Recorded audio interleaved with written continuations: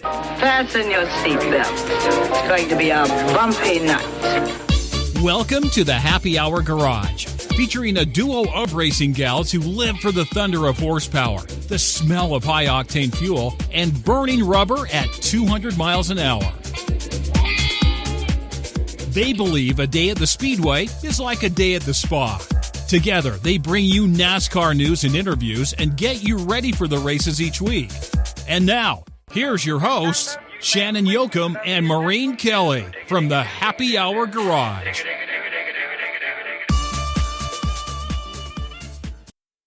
Gentlemen, start your engine.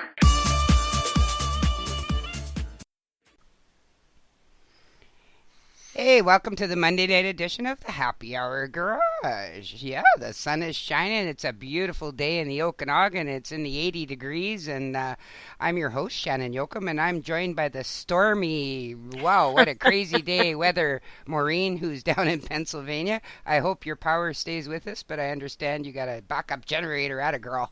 I do. I'm on backup now, and so if anything happens, I'm good to go. There's an awful lot of storms in the U.S. There is. Today, yeah. And I think where Buddy lives and maybe even where our guest is. Yes, because our coming up guest is also from the same town as Buddy in Tennessee, so I'm sure he's got we'll have to call him Stormin' Norman. No, that was last week. Well, our next guest, I can hardly wait to talk to him. He's a NASCAR driver, retired from Johnson City, Tennessee. He was also the Bristol Motor Speedway track champion in 1962, and he's one of only 19 drivers to race. I find this fascinating. In the final Cup race on the beach course and the first race at Daytona International Speedway in 1959, in racing convertibles of all things. I can hardly wait to talk to him. Please welcome to the show, Bob, a.k.a. Brownie King. Welcome to the show, Brownie. Thank you for having me. Yeah, I hear you're also a scratch golfer. I don't know exactly what that means, so I'll maybe get you to explain that in a minute. But, we're race girls. We don't know a whole lot about golf. I think that means that you shoot par all the time, does it? Yes, that's about the size of it. Okay. It means he's really good. Yeah, I know it means he's good. So you've had an interesting career racing the convertibles on the Daytona beach there. How exciting is that? Well, it was real exciting. All that salt water coming up out of that sand, whenever they gave you the green flag, going up that beach, it'd get all over your windshield. Of course, my windshield wipers, they worked perfect before they dropped the green flag, but when we got up over 100 mile an hour going up there, all that salt water, it just covered my windshield. My windshield wipers just stood straight up there and just quivered. They didn't even touch the windshield. Oh, but anyway, after I got slowed down for the north turn right there, they come back down and started working. Everything's all right then after that. I guess you didn't have windshield washer that would help, or did you? Well, I did, but I couldn't get a drop of water to come out of them, which they worked perfect before the race started. All that wind pressure, hitting the windshield, it kept the water from squirting on the windshield at high speed. Well, yeah. How fast would you be going when you went into the north turn there? Well, we was running about 125 or 30 going up the beach, but we'd have to get slowed down going into the north turn there. And, of course, you kind of slinging sideways a little bit, and that helped slow you down some, too. How many cars would be in these races that you were in? Well, in convertibles, seemed like I was, 25 or 30, but most of the convertibles was fixed back then. We could bolt the top on there and run his Grand National hardtop on Sunday. And the convertibles ran on Saturday. And then we put the top back on there and run it on Sunday. And of course, they had a lot more cars on Sunday.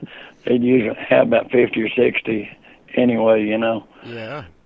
How did I have seen as high as 130 or 40. Oh, sportsman cars running down there on the beach.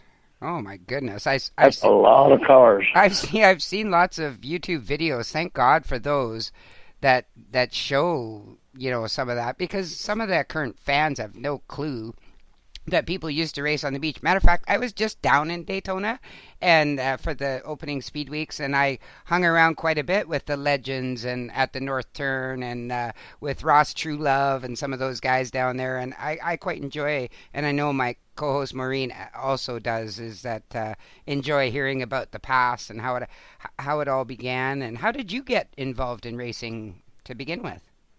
Well, I used to just go watch the races, and then I got to hanging around Jess Potter's garage up there. He had an old race car, and then me and him ended up building me a car, a 32 Ford Coach, and I ran it for about a year in 1955 around the local tracks, East Tennessee and Virginia and some in North Carolina, Bowman Gray Stadium, places like that. All dirt? And, Bowman Gray Stadium was flat asphalt, a little quarter mile. And but most of the track was dirt back then. And how old were you when you ran your first official NASCAR race? Well, I was 20 years old. You're supposed to be 21. And we took that car to Ice from Weaverville, and I had another guy was going to drive it, but he didn't show up over there. And the guys went in with me, and Jess Potter on the race car. Well, he looked at me and said, "Boy, one of us is going to drive this car." Our driver didn't show up. I said, "I'll drive it," but I didn't have no NASCAR license, so I run up part of the NASCAR trailer and told him I need some license. I was going to drive in the race. And he said, "How old are you, boy?" I said, 21. So they wrote me out some license, charged me $10 for them. That's how much the modified sportsman license was back then. Anyway, I run back down there, and then Jess, they was getting ready to start the race.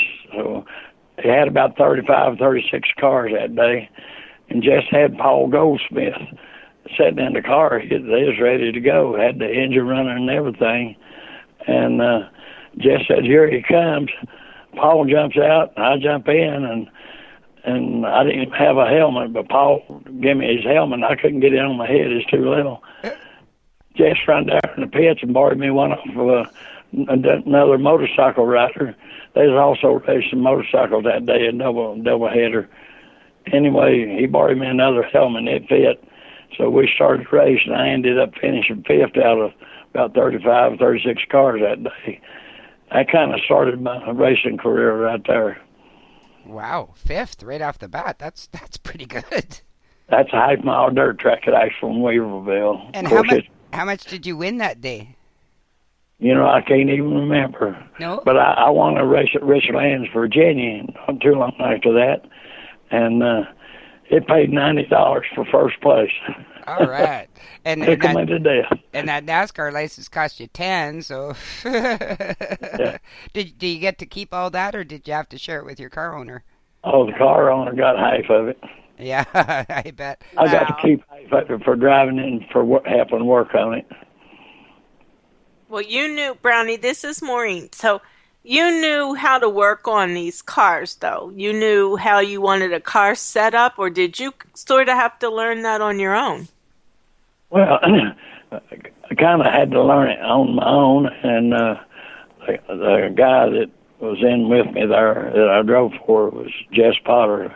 He's a local mechanic here in Johnson City.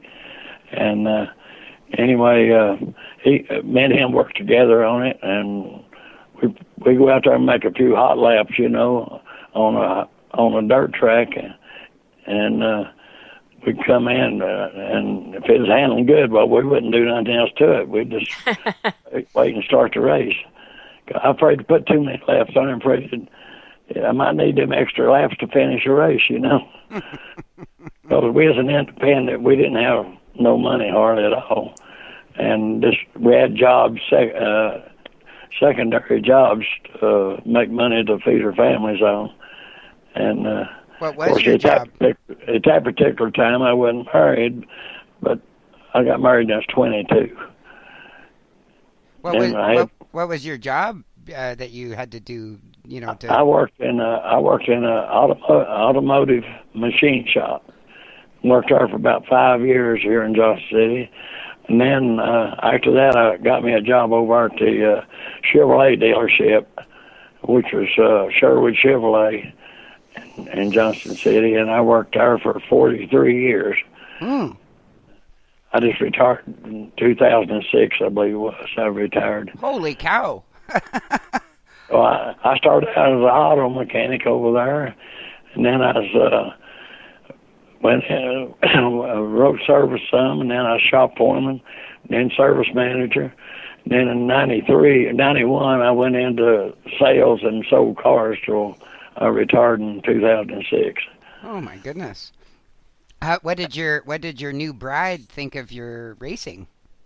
Well, believe it or not, we got married on a Saturday, November the 10th, and we went to Hickory, North Carolina, and raced over there in a NASCAR race over there.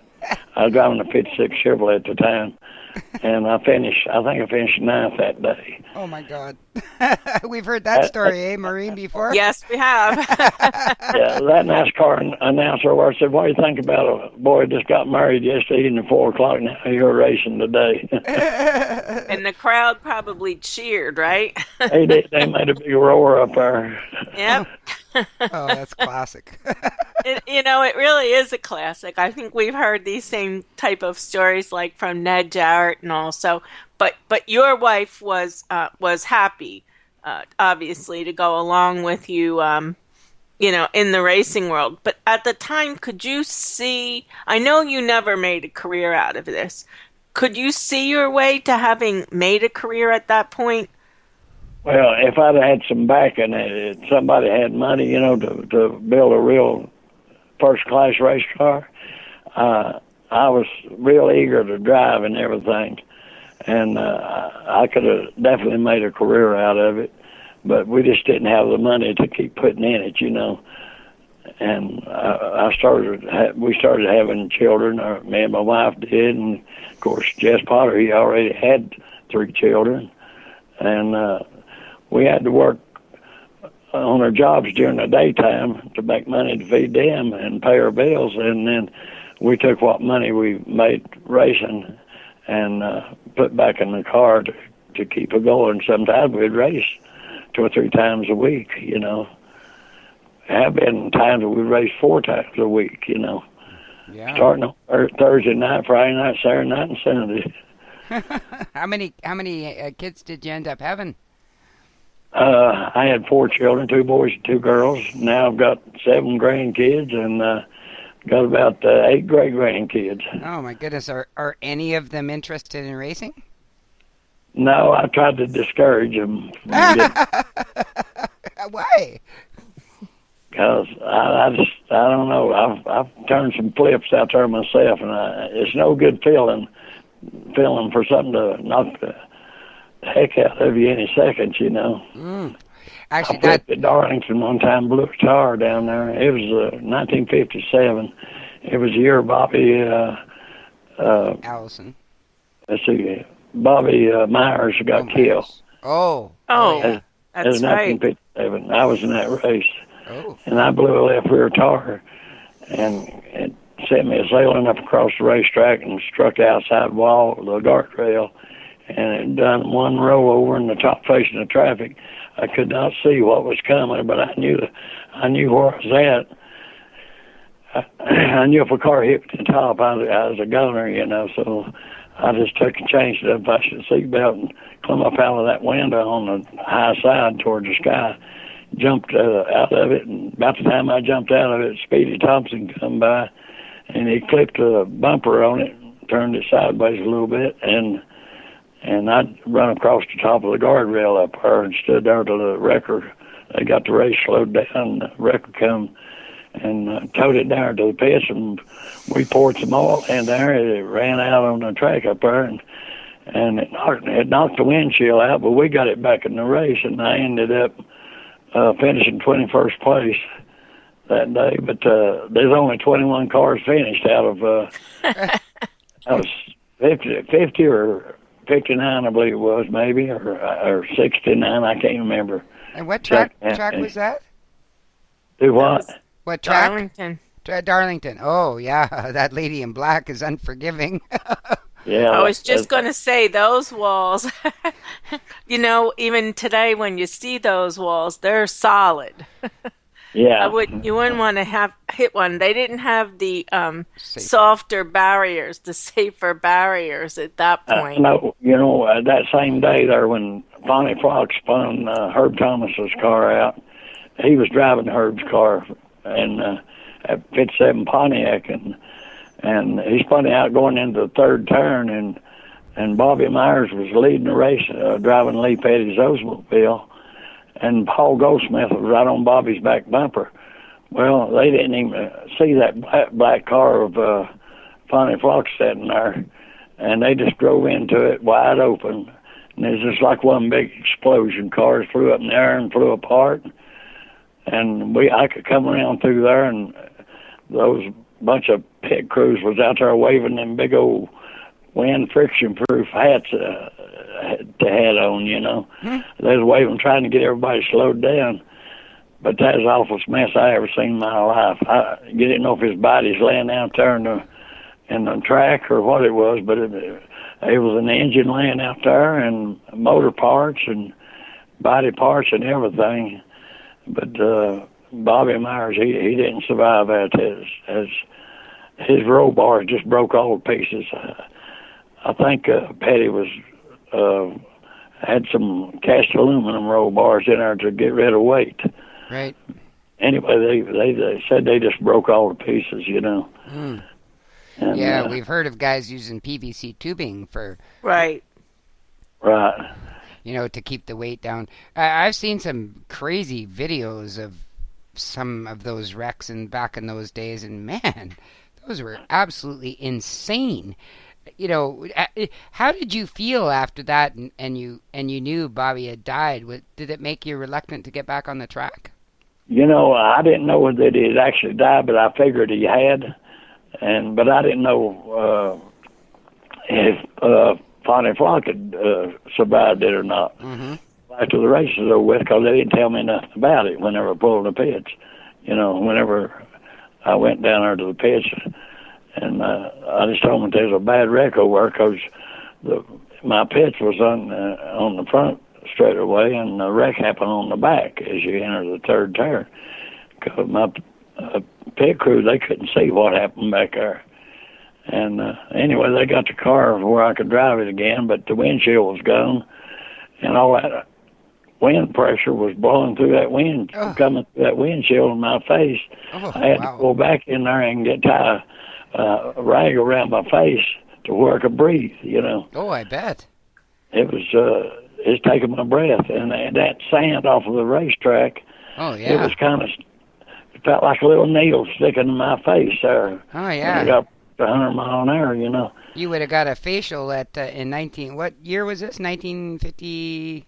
56. 56, yeah. That would be like having a modern day facial. How fast were you going? No, I said 56. It's actually 57 is when it was. Okay. Yeah. How fast was I going? Yeah. When it wrecked? Mm-hmm. I done about 115, 120, something like that. Oh, quite. I was running 8th place at the time I wrecked. Oh, wow. And I was ahead of Mark from Pants, I think, and he went on to finish 3rd that day. But I ended up in 21st with a bent-up race car. Yeah, no doubt. How did you go from the tracks up in North Carolina and Tennessee and in that area to be racing down in Daytona? Did you just, decide you wanted to do that and just go down for the couple races, or did you move there? No, I didn't move there. We just, everywhere we went, we towed it with a tow bar, the race car. We didn't have a trailer or nothing like that. We just hooked a tow bar to it and towed it with, we had an old 41 Cadillac at that time, and it was good to tow with because it was heavy. And we towed that car everywhere we went. and towed it to Daytona and all over North and South Carolina, and Memphis, Arkansas Speedway, Lehigh, Arkansas. They had a half-mile dirt track down there. I mean, a mile and a half dirt track at Lehigh, Arkansas. Where did you sleep? Well, at Darlington one time I slept in the car. Yeah, I bet. First year I went down there, couldn't find no rooms or nothing, so we slept in the car. And I'm sure you weren't the only driver or crew, even pit crew, to have done that. I mean, a lot of the drivers were in the same boat you were, with a lack of funds and things like that, where the main point to you was just racing. Yeah, I just eager to drive and everything. But that morning of the race at Darlington, I've been there and watched races for 4 or 5 years, but I'd never actually driven one down there when I went to Darlington. So I had butterflies, I was nervous, I guess, and they was asked me if I wanted to have breakfast. No, I couldn't eat a bite, And during the pit area right up there, I was walking down through the pits, and it was about dinner time right before they get ready to start the race, and I sat Joe Weatherly and Curtis Turner on a stack of tires eating fried chicken.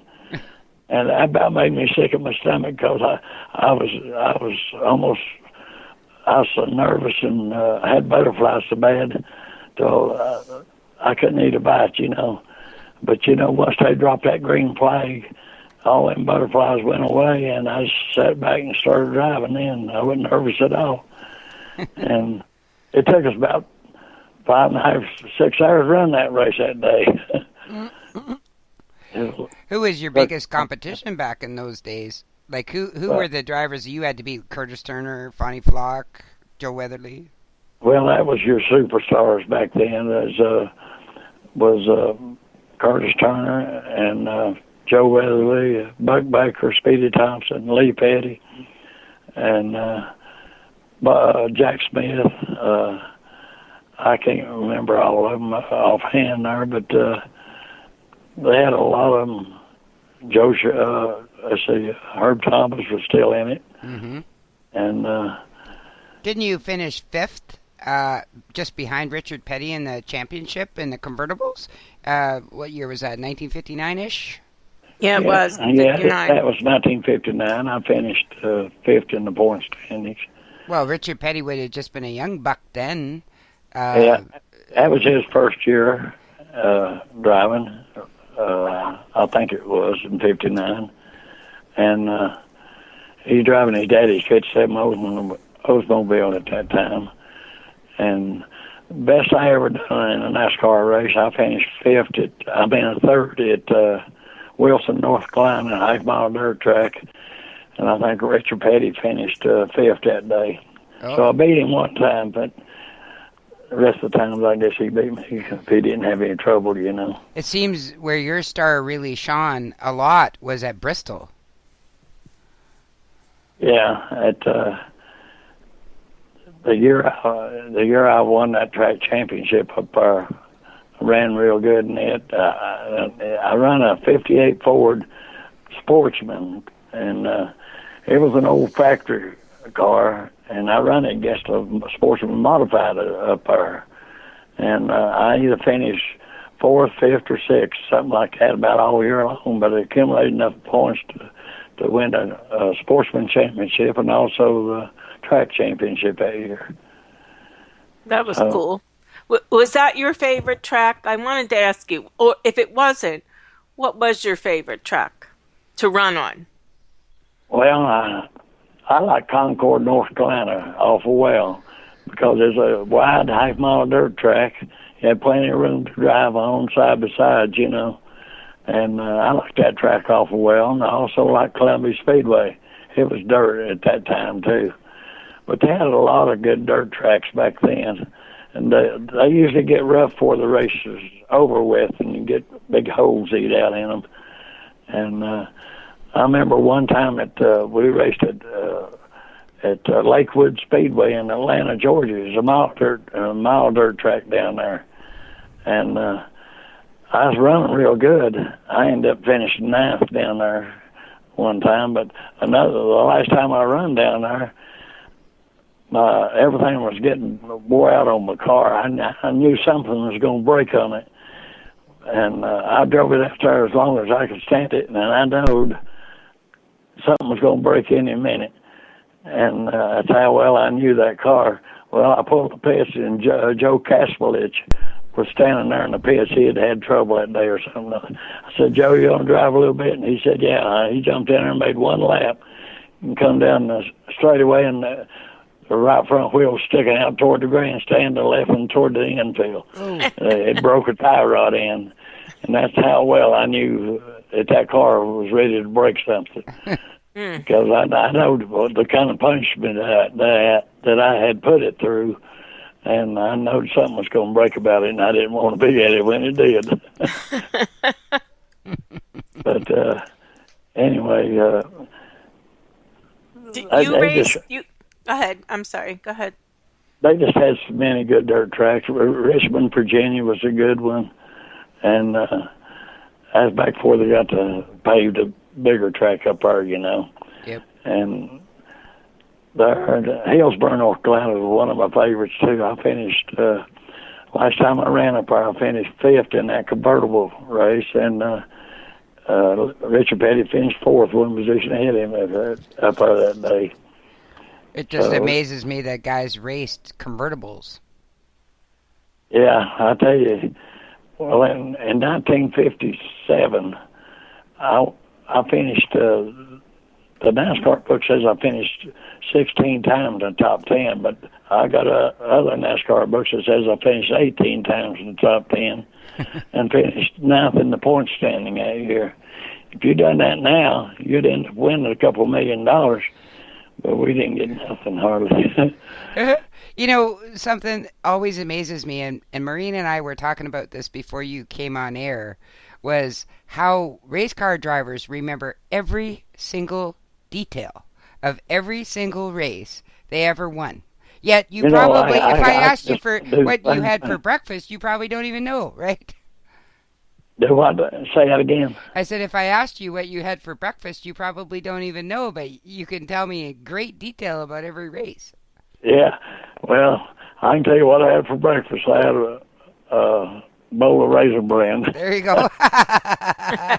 Well, your age, Raisin Bran, and at my age and Maureen's age is always a good thing. I also wanted you to know I'm getting married in about 3 weeks. Married?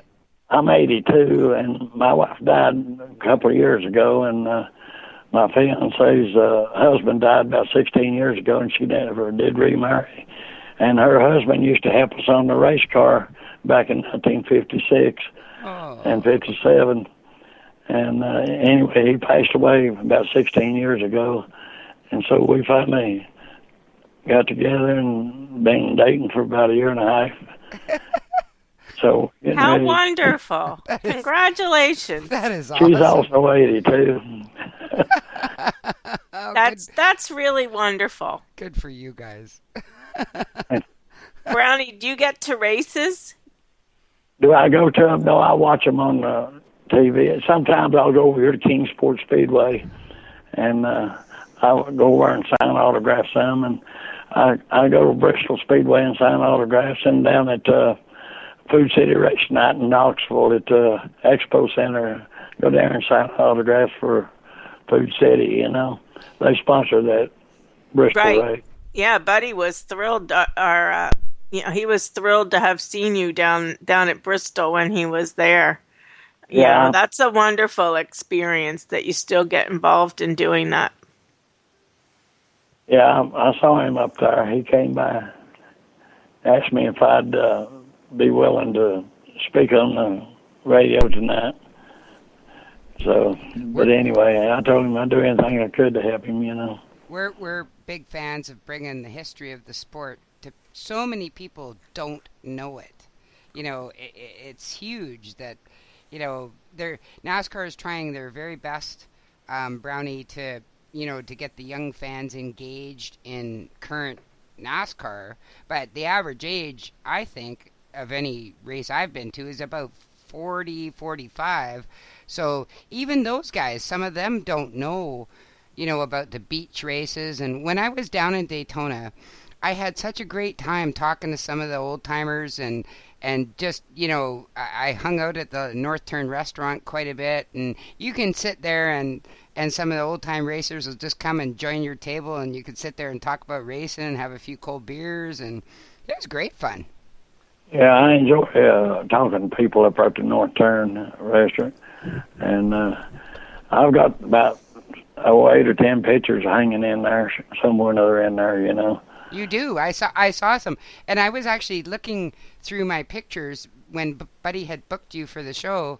I was looking through my pictures from the car show to see if you were there, because I know you were scheduled to be there, but I couldn't find any. Were you there and I missed it? You say the car show. Now, which one are you talking about? In Daytona this year. Yeah, at the Legends car show. Let's see. I was down there. I signed autographs down at that lighthouse. Oh, at the Ponce Inlet thing. Yeah. Anyway, I signed autographs down there, but we didn't take the race car down. We still got that race car that I drove in the first Daytona 500. Really? At 58 Chevrolet, yeah. Jess Potter's son, he restored that car, and it's just like it was the day I drove it in that first Daytona race. Oh, I'm sorry I didn't get to meet you. Did you?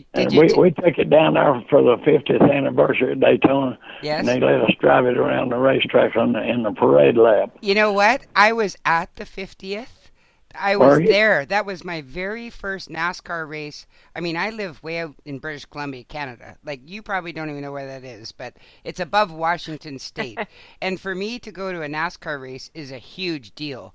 I'm talking at least $5,000 to go to a race. So the very first race I went to was the 50th anniversary of the Daytona 500, 2008, and I saw your car. So you know what? I'm going to go back in my pictures, and I bet you I can see it there. Well, it's that we had the top off of it that day and run it around through there as a convertible. Oh, cool!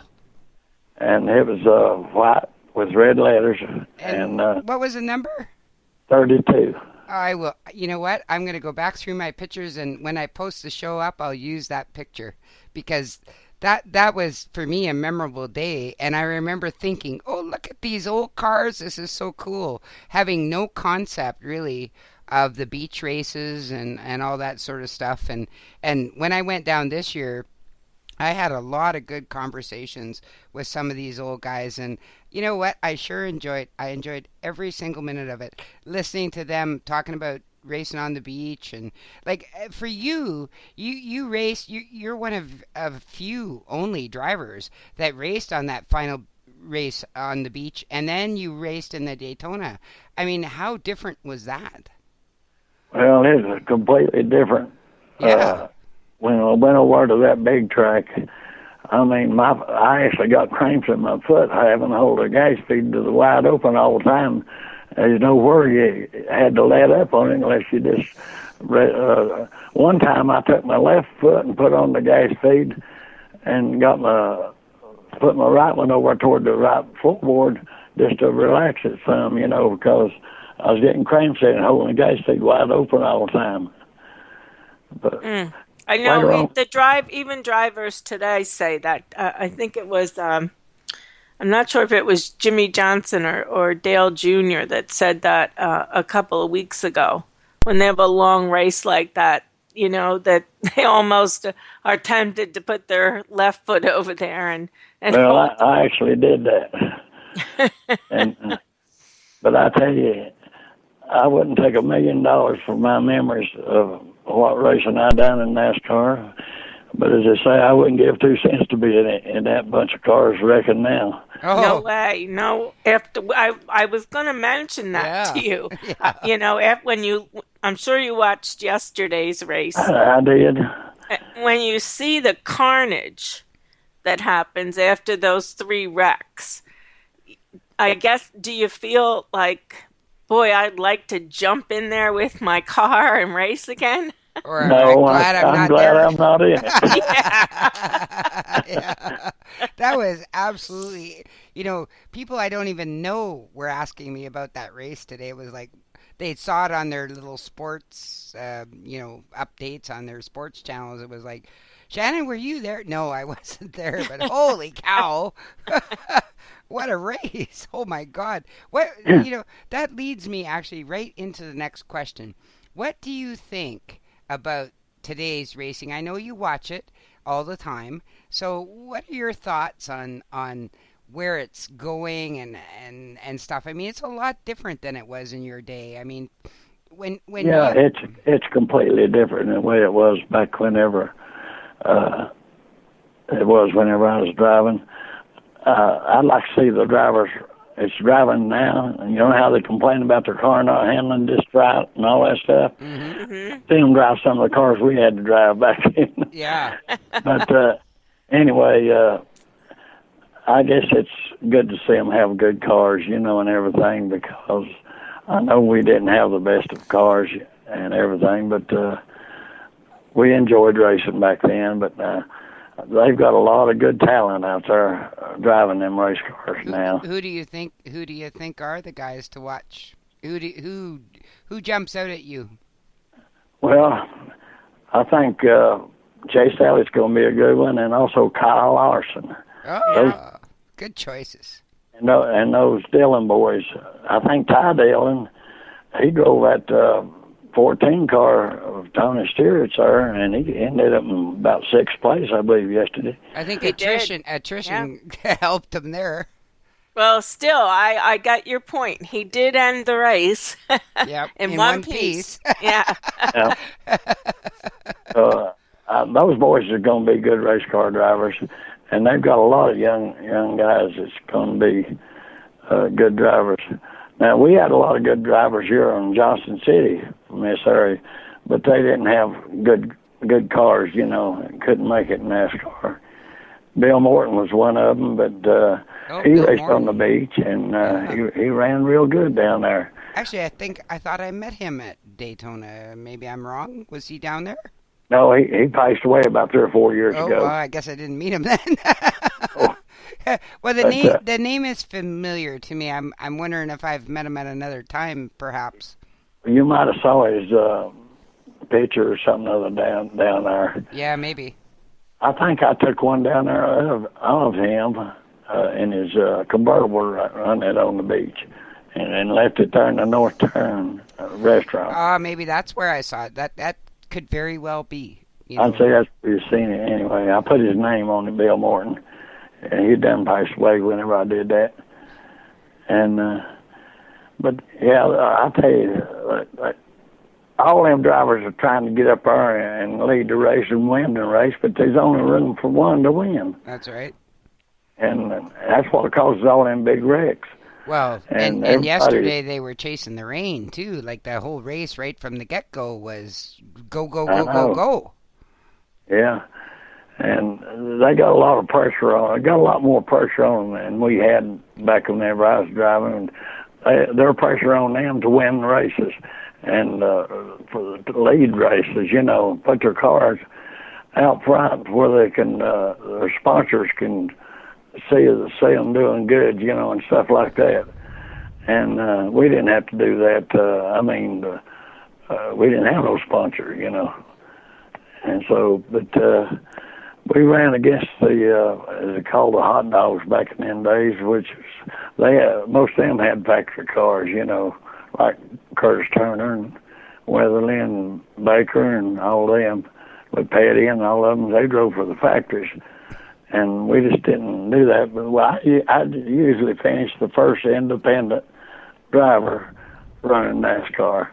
Rex White was another good driver back in them days. I've met Rex. Yep, he's a very nice guy. Yeah, Rex is a good race car driver, and he's also a good person. He's about 4 foot nothing though, and I'm a giant. I'm 5'9", and I felt like I was dwarfing him when I met him. I'm about 5'10", so you're almost tall as I am. Yeah. I'm a tall drink of water, as my husband says, or a tall drink of wine in my case. But yeah, I've met Rex White a couple times, and yeah, he's a fun guy to talk to. Yeah, he's good. I'll tell you another good race car driver that I thought was one of the best. As a person and as a good driver was Marvin Pance. Yes, I met him Yes. as well. Yeah, rest in peace, Marvin. I was actually very fortunate to meet him in Charlotte. Actually, that's when I met Ned Jarrett and Bobby Allison too. I had suite passes that somebody had given me, which I'd always been a fan in the stands kind of person, and they gave me these suite passes, and I sat beside Junior Johnson for the whole race. And I was just, I can't tell you how thrilled I was by that. Him and I just chatted about racing the whole time. He, figured out that I knew, I wasn't just some bimbo off, that had won a pass. I actually knew what I was talking about. And him and I chatted the whole race. And my husband was sitting over in his own seat, and he was just happy that I was happy just chatting away to my hero, Junior Johnson. I raced with Junior. Did you? Yeah. Oh, tell us about that.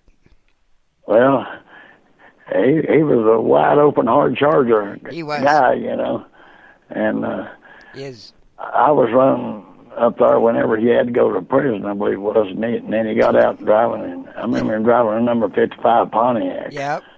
And he run it real wide open until wheels come off of it or something, Yeah, I think he's a better mechanic than a driver, right? Well, he won about 50 races. Oh, I know. I mean, his race career is amazing, but I think his true genius was in his mechanics, like Smokey Yunick. Yeah. Mm-hmm. What do you think of Smokey Yunick? Smokey was a good person. He's a little bit ornery sometimes, but he treated us good. We had trouble with the race car there. He let me bring it up there and work on it in his garage, or at his garage, not in it, but out there on the outside of his garage, inside of the fence. Why, he let us pull it in there, and we changed the rear end gear and worked on it some more up there. And when we inspected those race cars, or the NASCAR officials inspected them right down from Smokey's garage. They had a National Guard armory down there. Really? And we inspected those race cars, or NASCAR did, in that armory down there, National Guard armory. Wow. I wonder if officials were paid to close their eyes at that time to some things. Yeah, good question. I don't know about that. You're not going to admit it, are you? I have this strange suspicion in my mind that it was possible. I think it's really hard to get stuff by them today. Yeah, I didn't have no money to offer them, so I didn't offer them any. Right.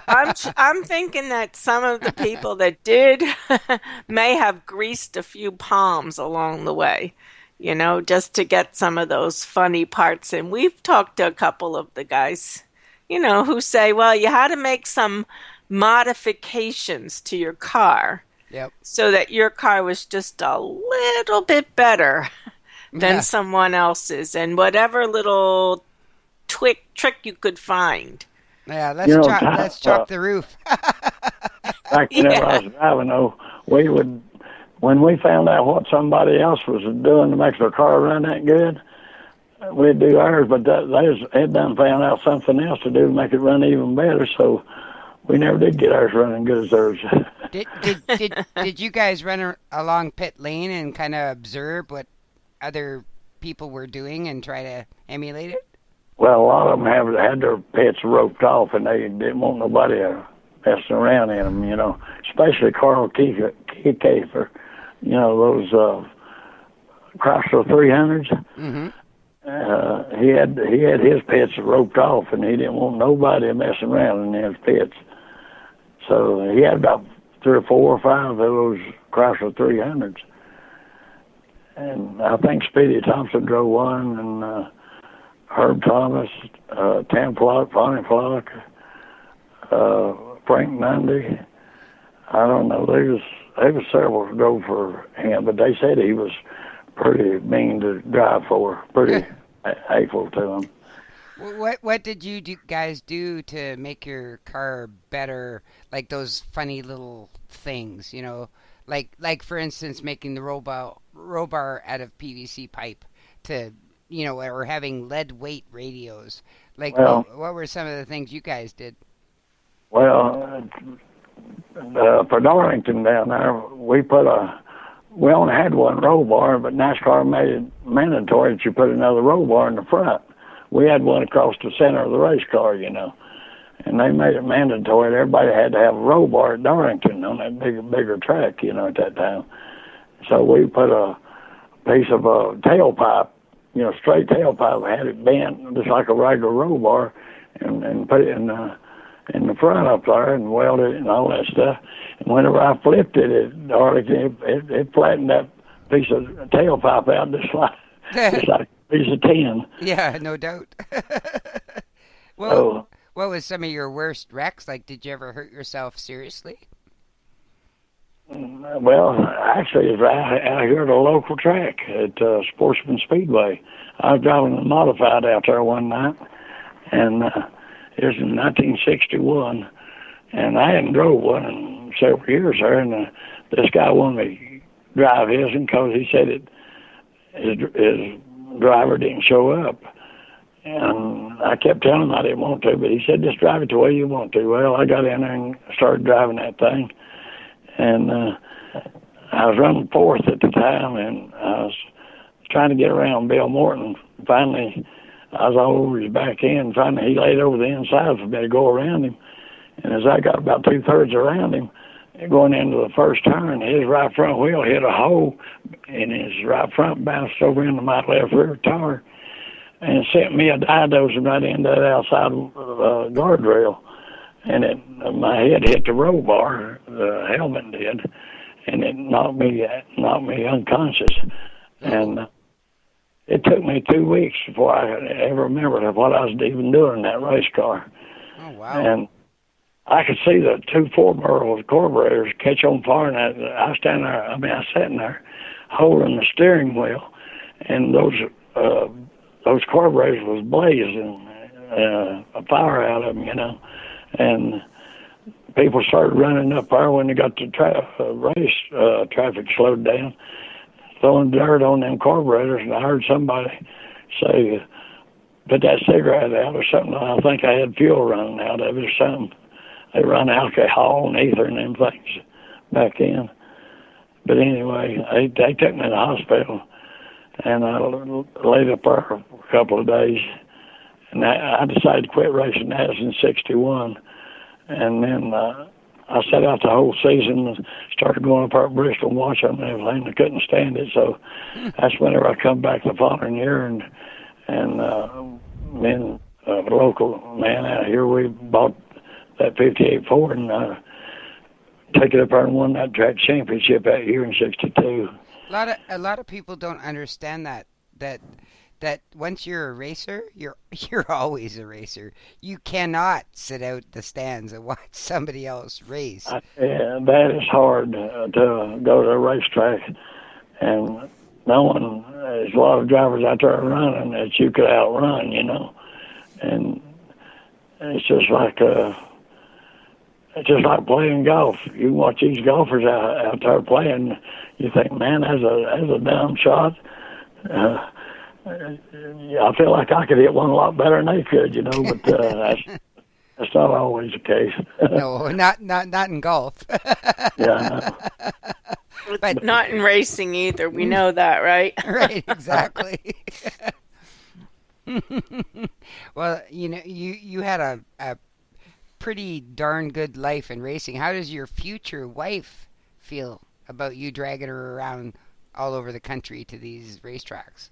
Well, me and her hadn't been to too many. We've been to autograph sessions a lot, you know. We've been to Mooresville over there and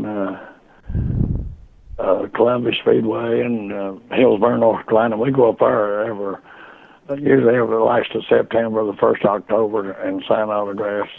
And they let us drive that old race car around that 9/10 of a mile dirt track, about 10 or 12 laps, something like that.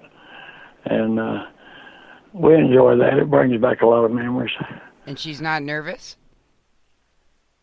Well, I don't think I've had her in that race car up there yet. I had my other wife in there, and she was begging me to slow it down. Yeah. But we got to talk about the future wife here. Right, I mean, right. You're getting married at 82 years old. I mean, that's something.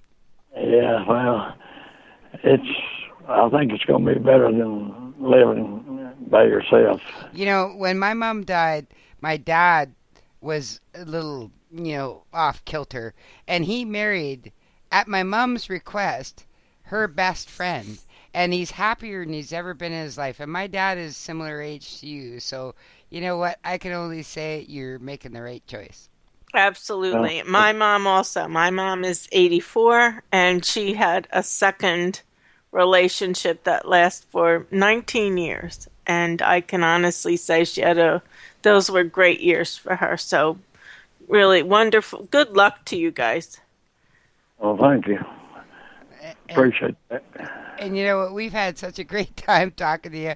I don't want to keep you too long because it's like, we're almost up to an hour here, and I could talk to you all night, but I don't want to abuse my privilege.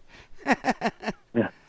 Well, I thank you for letting me be on, and it lets me kind of relive some of these things that I did, You know what? We love hearing this. And fans, I think modern fans need to hear that. NASCAR's always fussing about how do we get young fans involved? How do we make these people that are instantaneous on their cell phones, I got 3 seconds to look at the score kind of people involved in racing. My personal thought on that is take your kids to the racetrack. Make the drivers more accessible. In your day, you could go down to the pits after the race and meet you. Right. Yeah, over at Charlotte, North Carolina, at the half-mile dirt track, Charlotte Fairgrounds, they'd let the crowd down there in the pits after the race was over with, and I'd stand there and sign autographs, for them. And a lot of kids came by, and I had somebody at I think the Knoxville Expo Center said that I signed the autograph for them in the pits at the Charlotte Fairgrounds. And I remember doing it, but I didn't remember it was them, Yeah. And but I remember doing that. And it was good that somebody remembered me, back in the day. Well, and I don't think you can really understand where NASCAR is now if you don't understand where it's been.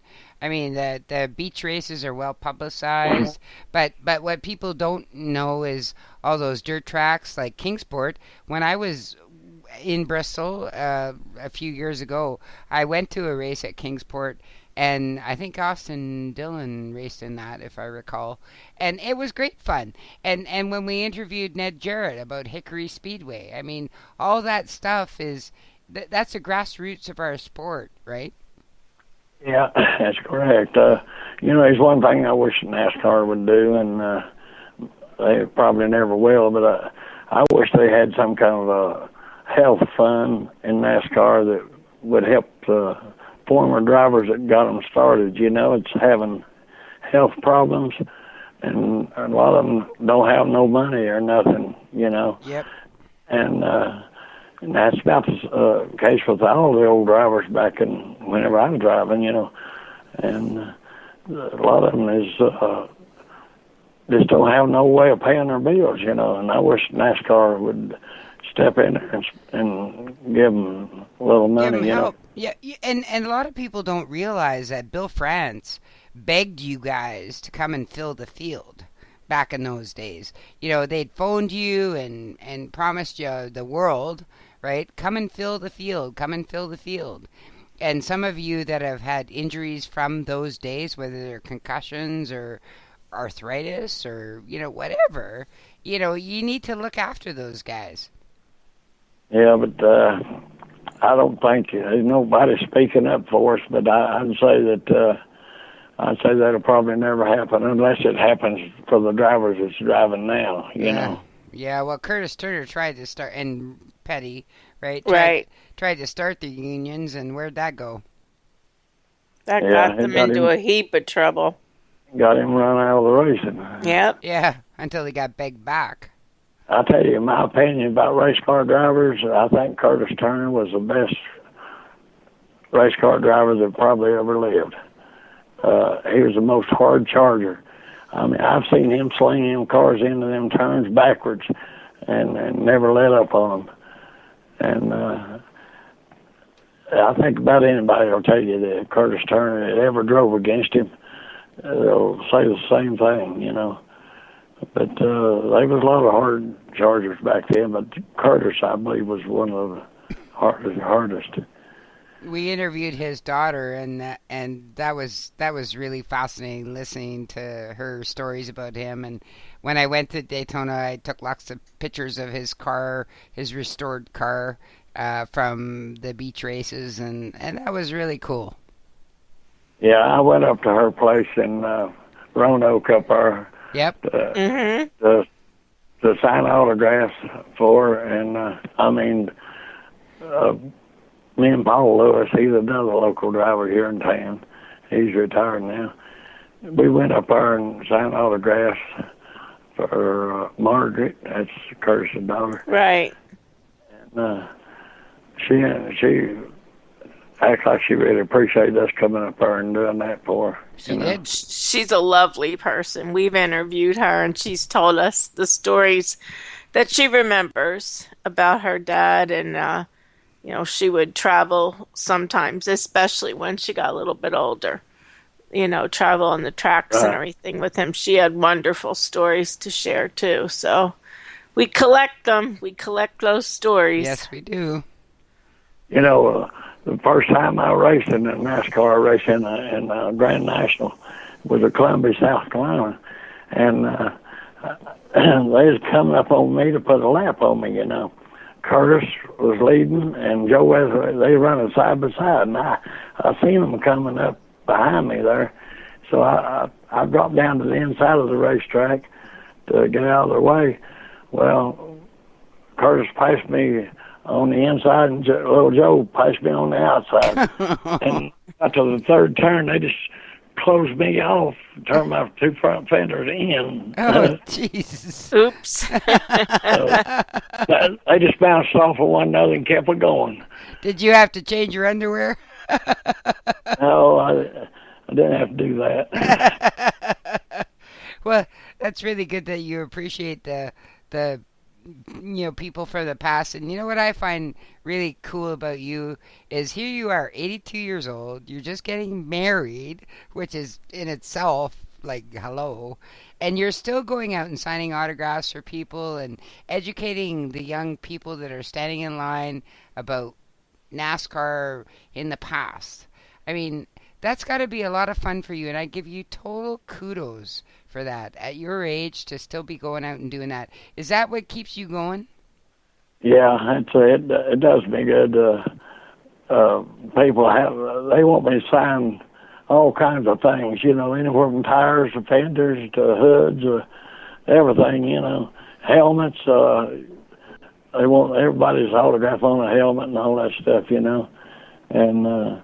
But they appreciate me signing their shirts and anything like that. And they say, I put about 3 or 4 pictures out there, me racing up the beach, you know, and that convertible and stuff.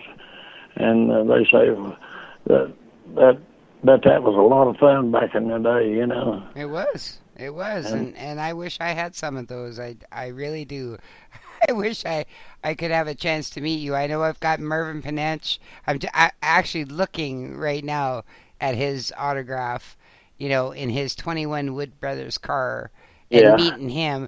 And then he passes away a few years later. It's like, oh, I'm so glad I got to meet him. And same with you. You know, people need to understand who you are. See, I raced with Glenn Wood, too, you know. Yeah, I met when Glenn. Was driving.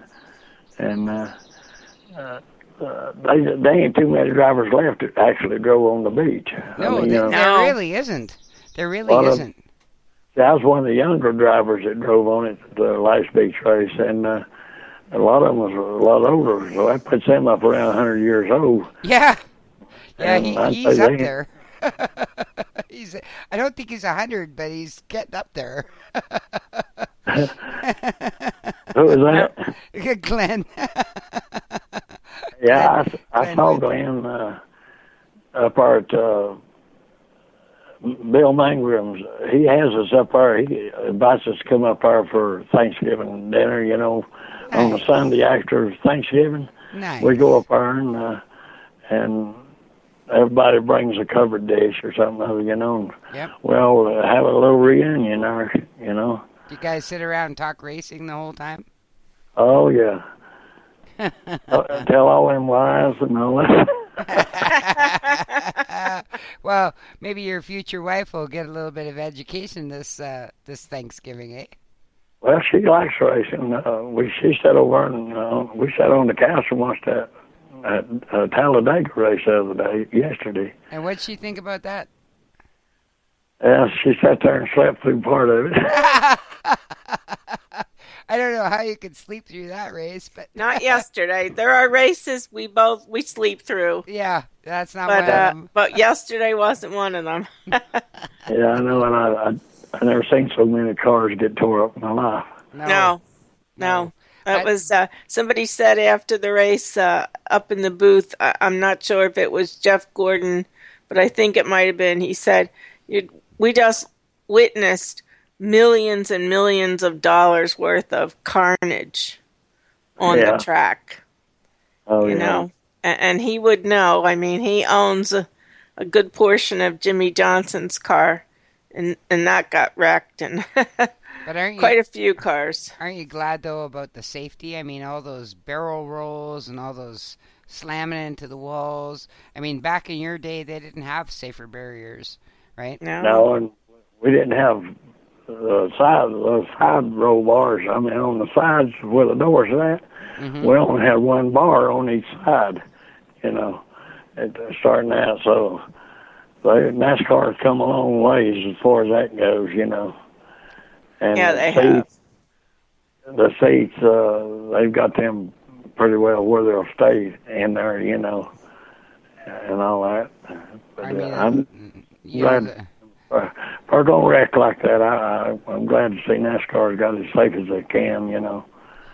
And they're all changing things to make it even safer, I'm glad you're still watching NASCAR. That just warms my heart that you're still doing that. It just, I know Maureen probably feels the same way. It's just a nice, warm, fuzzy feeling that you're still sitting there on a Sunday afternoon watching a NASCAR race, and that you take the time to go meet and greet all the fans at Bristol, and I know you travel to wherever you can, and you're 82 years old, so it's not easy for you to do that, and they all appreciate it. I know Buddy was absolutely thrilled to meet you. Well, it's been a pleasure to talk to y'all, and I hope we'll do it again sometime. Well, I know Maureen and I have both enjoyed it, and thank you so much. We'd love to meet you at one of the racetracks, so let's see if we can set that up. All right. Thank you. Thank you very much. Okay. Bye-bye. Good night. We hope you've enjoyed hanging out in the Happy Hour Garage. Thanks for tuning in. Please join Shannon and Maureen next week for another episode of NASCAR news, interviews, and stories. Check out our website at www.happyhourgarage.com for our previous shows and see what's coming up next.